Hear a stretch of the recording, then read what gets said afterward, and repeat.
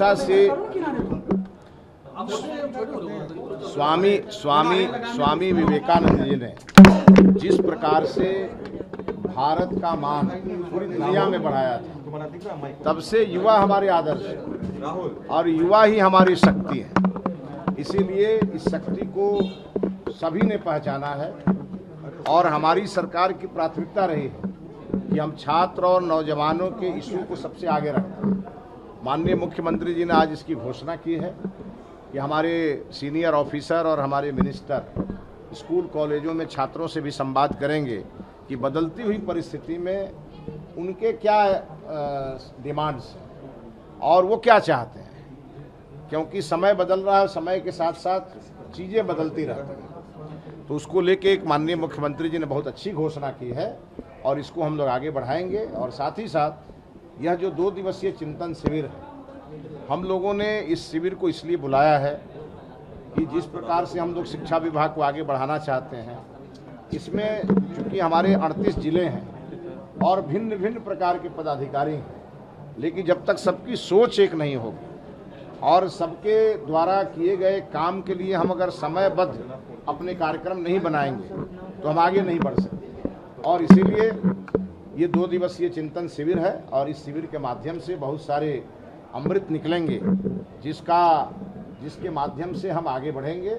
और साथ ही साथ माननीय मुख्यमंत्री जी ने 2 और घोषणाएं की हैं कि राज्य स्तर पर शिक्षा विभाग के लिए एक परामर्शदात्री समिति बनाई जाएगी जो समय समय पर शिक्षा विभाग को परामर्श देगी।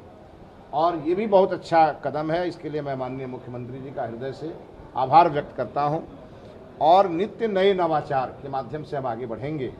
हम वैश्विक युग को पहचान रहे हैं और वैश्विक मंच पे बिहार को हमें फर्स्ट कराना है, बिहार को आगे ले जाना है।